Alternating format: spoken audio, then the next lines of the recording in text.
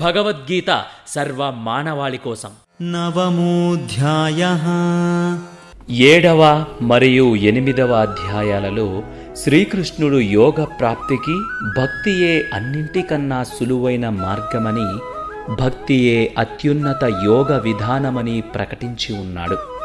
9వ అధ్యాయంలో మనలో విస్మయాన్ని, పూజ్యాభావాన్ని మరియు భక్తిని ఉత్పన్నం చేసే తన యొక్క సర్వోత్కృష్ట మహిమలను గురించి చెప్తున్నాడు.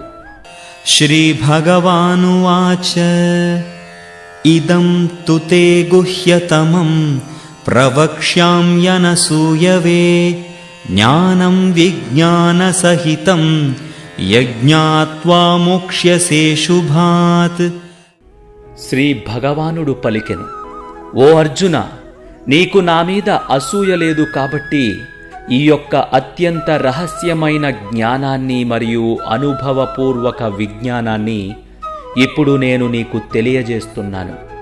ఇది తెలుసుకున్న తరువాత నీవు భౌతిక సంసార బాధల నుండి విముక్తి చేయబడతావు.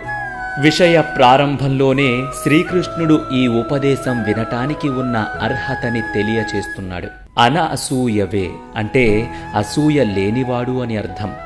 అర్జునుడికి తన మీద అసూయ లేదు కాబట్టి ఈ ఉపదేశం తను అర్జునుడికి చెప్తున్నాడు అని శ్రీకృష్ణుడు అంటున్నాడు. కృష్ణ భగవానుడు దీని గూర్చి ఇంత స్పష్టంగా ఎందుకు చెప్తున్నాడంటే, ఇక్కడ భగవంతుడు తన కీర్తిని తనే ఎంతో అమితముగా ఇప్పుడు చెప్పబోతున్నాడు. అనఅసూయవే అంటే ఏవగించుకొననివాడు అని కూడా అర్థం ఉంది. శ్రీకృష్ణుడు తనను తానే పొగుడుకుంటున్నాడని ఆయన పట్ల ధిక్కారంతో ఉండేవారు ఇటువంటి సందేశం విన్నా ఏమాత్రం ప్రయోజనం పొందరు సరికదా. చూడండి, ఈ పొగరబోతువాడిని తన గురించి తానే పొగుడుకుంటున్నాడు అని తలంచి ఇంకా హాని కలుగజేసుకుంటారు. గర్వం మరియు దురభిమానము వలన ఇటువంటి ధోరణి జనిస్తుంది మరియు అది ఒక వ్యక్తి యొక్క భక్తిపూర్వక పూజ్యభావాన్ని దెబ్బతీస్తుంది. భగవంతునికి తనకంటూ కావలసినది ఏమీ లేదు కాబట్టి ఆయన చేసే ప్రతి కార్యం జీవాత్మల సంక్షేమం కోసమే అన్న సామాన్య విషయాన్ని కూడా ఈర్ష్యతో ఉన్న జనులు అర్థం చేసుకోలేరు. జీవుల భక్తిని ఇనుమడింపచేయటానికే తన కీర్తిని తాను చెప్పుకుంటాడు. అంతేకాని మనకున్న అహంభావమనే ప్రాపంచిక దోషము ఆయనకు లేదు. నిజమైన గురువులాగా భగవంతుడిని చేరుకునే మార్గము గురువు ద్వారానే ఉంటుంది అని ఆయన చెప్పాడు. కానీ ఈర్ష్య బుద్ధితో ఉన్నవారు ఈ మాటల వెనుక ఉన్న వాత్సల్యము, కరుణను అర్థం చేసుకోలేరు మరియు దాన్ని ఆత్మస్తుతిగా తప్పు అర్థం చేసుకుంటారు.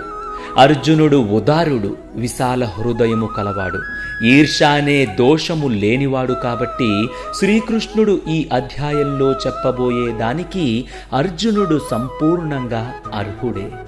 2వ అధ్యాయంలో శ్రీకృష్ణుడు ఆత్మజ్ఞానాన్ని తెలియచెప్పాడు.